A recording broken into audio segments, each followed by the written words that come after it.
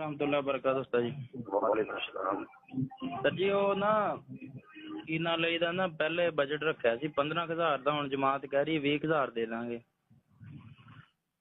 अल्लाह के बंदे पता की वजह है, मेरे को कार नहीं क्रूजर सर जी, ਉਹ ਨਾ- क्रूजर ਦਾ ਪੈਟਰੋਲ ਜਿਹੜਾ ਹੈ ਨਾ ਤੁਹਾਨੂੰ ਸ਼ਾਇਦ ਜੀ, ਜੀ। ਤੁਸੀਂ क्रूजर ਰੱਖੀ ਨਹੀਂਗੀ, ਉਹਦਾ ਕਾਰ ਜਿੰਨਾ ਨਹੀਂ ਖਰਚਾ। ਕਾਰ ਤੇ ਮੈਂ 20,000 ਲੈਣਾ ਤਾਂ ਤੇ ਮੈਂ 5 ਹੀ ਸਿਰਫ ਵਧਾਇਆ, ਹਾਲਾਂਕਿ ਮੇਰਾ ਉਹਦਾ ਪੈਟਰੋਲ ਜ਼ਿਆਦਾ ਲੱਗਦਾ। ਅਸਲ 'ਚ ਸਰ ਜੀ ਤੁਸੀਂ ਪਿਛਲੀ ਦਫਾ ਆਏ ਸੀ ਨਾ, ਉਦੋਂ ਤੁਸੀਂ ਕਾਰ ਸੀ ਤੁਹਾਡੇ ਕੋਲ 12,000 ਦਿੱਤਾ ਸੀ ਨਾ, ਤੇ ਹੁਣ ਕਰੂਜ਼ਰ ਹੈ। ਹੁਣ ਕਾਰ ਤੇ ਕਰੂਜ਼ਰ ਦਾ ਕਿੰਨਾ ਫਰਕ? ਉਹ 1300 ਸੀਸੀ ਹੈ, 250 ਸੀਸੀ। ਸਰ ਜੀ ਚਲੋ ਮਾੜੀ ਚੰਗੀਆਂ ਜਮਾਤਾਂ ਵੀ ਹੁੰਦੀਆਂ ਹੀ ਆ ਨਾ, 20,000 ਕਰਾ ਦਾਂਗਾ ਮੈਂ ਤੁਹਾਨੂੰ।